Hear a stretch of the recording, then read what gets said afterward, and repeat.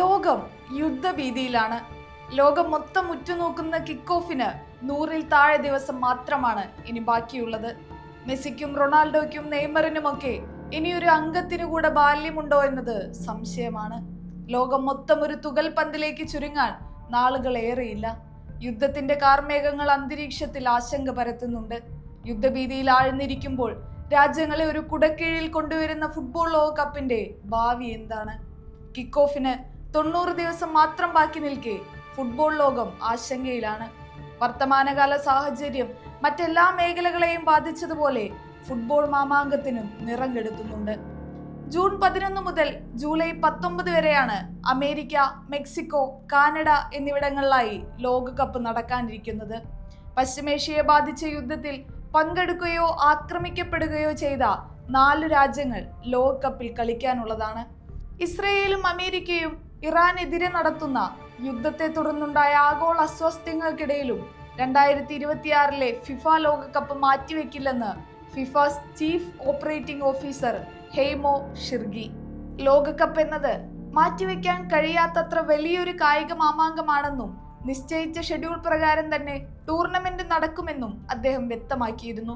പശ്ചിമേഷ്യയ്ക്ക് പുറമെ ലോകത്തിന്റെ മറ്റു ഭാഗങ്ങളിലും യുദ്ധങ്ങൾ നടക്കുന്നുണ്ട്. റഷ്യ, യുക്രൈൻ, പാകിസ്ഥാൻ, അഫ്ഗാനിസ്ഥാൻ ഏറ്റുമുട്ടലുകൾ തുടരുന്നുണ്ട്. വെനസ്വലയിൽ കടന്നുകയറി അമേരിക്കൻ സൈന്യം പ്രസിഡന്റിനെ പിടികൂടിയതും അടുത്തിടെയാണ്. ഇത്തരത്തിൽ ലോകം സങ്കീർണമായ സാഹചര്യങ്ങളിലൂടെ കടന്നു പോകുമ്പോഴാണ് ലോകകപ്പ് പോലെ വൻപൻ കായിക മാമാങ്കം നടക്കാൻ പോകുന്നത്. അമേരിക്കയ്ക്ക് പുറമെ മെക്സിക്കോ, കാനഡ രാജ്യങ്ങളാണ് ആതിഥേയത്വം വഹിക്കുന്നത്. അതിൽ അമേരിക്കയിലെ 11 സിറ്റികളിൽ കളി നടക്കുന്നുണ്ട്. 2026 ഫിഫ ലോകകപ്പിനെ ബാധിക്കുന്ന പ്രധാന യുദ്ധ സാഹചര്യങ്ങൾ നമുക്കൊന്ന് പരിശോധിച്ചു നോക്കാം. ഇറാന്റെ പിന്മാറ്റമാണ് ഒന്നാമത്തേത്. US-ഉം ഇസ്രായേലും ചേർന്ന് നടത്തിയ വ്യോമാക്രമണങ്ങളെ തുടർന്ന് 2026 ലോകകപ്പിൽ നിന്ന് ഇറാൻ ഔദ്യോഗികമായി പിന്മാറി. ഇറാന്റെ പരമോന്നത നേതാവ് ആയത്തുള്ള അലി ഖമേനിയെ വധിച്ച ഭരണകൂടം ആതിഥേയത്വം വഹിക്കുന്ന ടൂർണമെന്റിൽ പങ്കെടുക്കില്ലെന്ന് ഇറാന്റെ കായിക മന്ത്രി അഹമ്മദ് ദോന്യമാലി വ്യക്തമാക്കിയിരുന്നു. റഷ്യയുടെ വിലക്കാണ് മറ്റൊന്ന്. യുക്രൈൻ അധിനിവേശത്തെ തുടർന്ന് റഷ്യൻ ടീമിനെ ഫിഫയും യുവേഫയും അന്താരാഷ്ട്ര മത്സരങ്ങളിൽ നിന്ന് വിലക്കിയിട്ടുണ്ട്. 2026 ലോകകപ്പിലും റഷ്യ കളിക്കില്ലെന്ന് ഫിഫ സ്ഥിരീകരിച്ചിരുന്നു. യാത്രാ തടസ്സങ്ങൾ പ്രധാനമായ മറ്റൊരു കാരണമാണ്. പശ്ചിമേഷ്യയിലെ യുദ്ധ സാഹചര്യം കാരണം വ്യോമപാതകൾ അടച്ചത് താരങ്ങളുടെയും ആരാധകരുടെയും യാത്രയെ ബാധിച്ചേക്കാം. ടൂർണമെന്റ് സുരക്ഷിതമായി നടത്താൻ ഫിഫ പ്രത്യേക നിരീക്ഷണ സംവിധാനങ്ങൾ ഏർപ്പെടുത്തിയിട്ടുണ്ട്. പകരക്കാരെ കണ്ടെത്തലാണ് മറ്റൊരു കടമ്പ.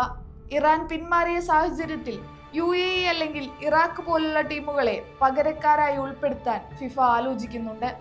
ഏപ്രിൽ 30 ഇക്കാര്യത്തിൽ അന്തിമ തീരുമാനമുണ്ടാകും. ലോകകപ്പിൽ പ്ലേ ഓഫ് മത്സരങ്ങൾ ഇനിയും നടക്കാനുണ്ട്.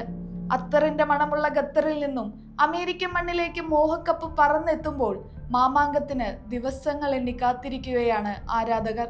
കളിക്കളത്തിന്റെ മുകളിൽ ഉരുണ്ടുകൂടിയ കറുത്ത മേഘങ്ങൾക്ക് കീഴിൽ സമാധാനത്തിന്റെ ഒരു ലോകം തീർക്കാൻ ഫിഫയ്ക്ക് സാധിക്കുമോ?